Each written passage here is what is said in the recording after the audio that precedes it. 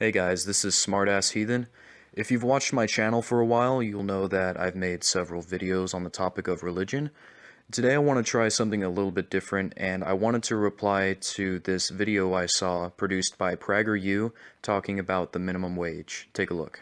Based on my experience, if we adopt a national minimum wage of $15, here's what will happen. 1.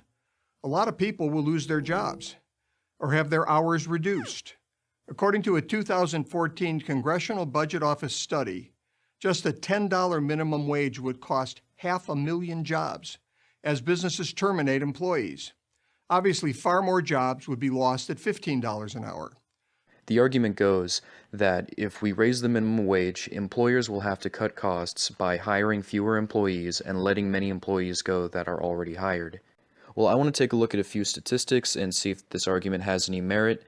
And just to say at the outset of this video, I'm no expert in economics. This is just my opinion. This is just what I see based on the statistics at hand. I'm going to try and keep it as fact-driven as I possibly can. And also, to keep in mind, there is a lot that goes into economics outside of just raising the minimum wage. A lot of things come into effect. A lot of things affect whether or not people have jobs or not. So this is not at all going to be a comprehensive breakdown on the subject.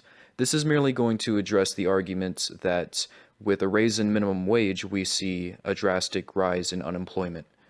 So let's get started. So the current federal minimum wage in the United States is $7.25 per hour.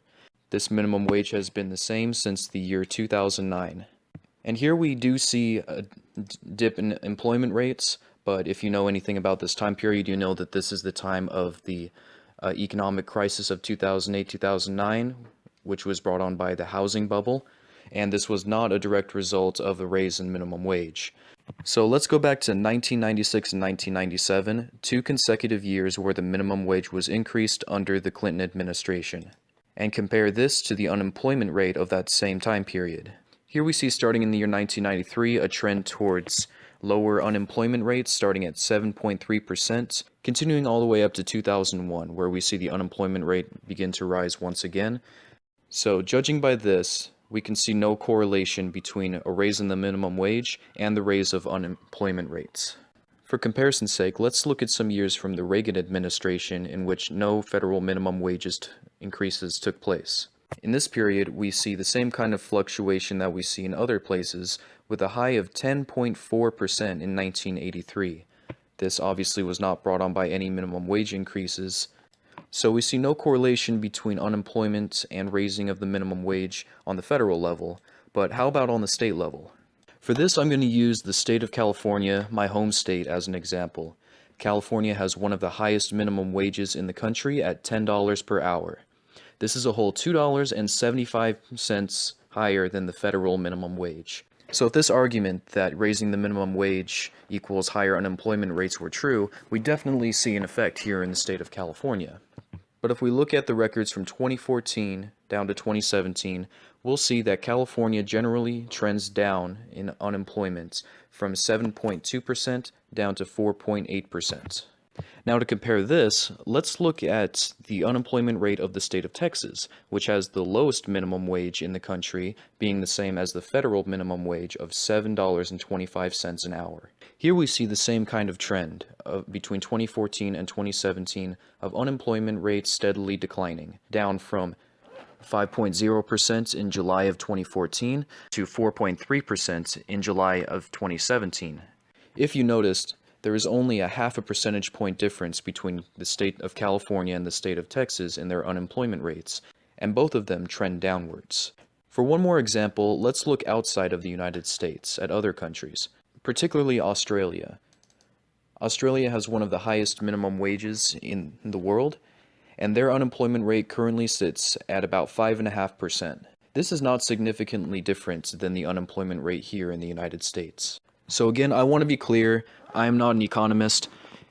There's a lot that goes into economics and how unemployment rates fluctuate outside of just the minimum wage, but just based on these statistics and addressing this single argument that an increase in minimum wage causes an increase in unemployment, we can see no correlation that would prove this argument correct. So why is this argument so frequently made? To answer this question, let's go to a quote from President Franklin Roosevelt, who was the president when the first federal minimum wage in the United States was enacted. He said, "Do not let any calamity-howling executive with an income of $1,000 a day who has been turning his employees over to the government relief rolls in order to preserve his company's undistributed reserves tell you, using his stockholders' money to pay the postage for his personal opinions, tell you that a wage of $11 a week is going to have a disastrous effect on all American industry." This argument that raising the minimum wage will increase unemployment rates is not a new argument. It's an argument frequently used by wealthy conservative business owners and conservative politicians alike because they don't want to have to give up a fair share to their employees. Another quote from Franklin Roosevelt as to what the point of the minimum wage was is also very telling. "In my inaugural, I laid down the simple proposition that nobody is going to starve in this country. It seems to me to be equally plain that no business which depends for existence on paying less than living wages to its workers has any right to continue in this country. And by living wages, I mean more than a bare subsistence level. I mean the wages of decent living." Let's take a look again at these minimum wage increases through the years. As you can see, the minimum wage has not kept pace with inflation. If we look at the minimum wage from 1976, we'll see that adjusted for inflation, it would have been worth $9.47 today. So for anyone out there watching this video saying, "Oh, you just don't understand economics," well, I'm going to include this link to an article by the Economic Policy Institute, where a team of economists voiced their support for a gradual increase of the minimum wage to $15 an hour. They argue that it will stimulate customer demand, business activity, and job growth. How is this possible? When you increase the minimum wage earners have more spending power. When more workers have more spending power, they spend their money on more goods and services, generating more demand. When more demand for goods and services is generated, jobs are created to meet that demand. Thank you for watching. This is Smartass Heathen. I'll see you next time.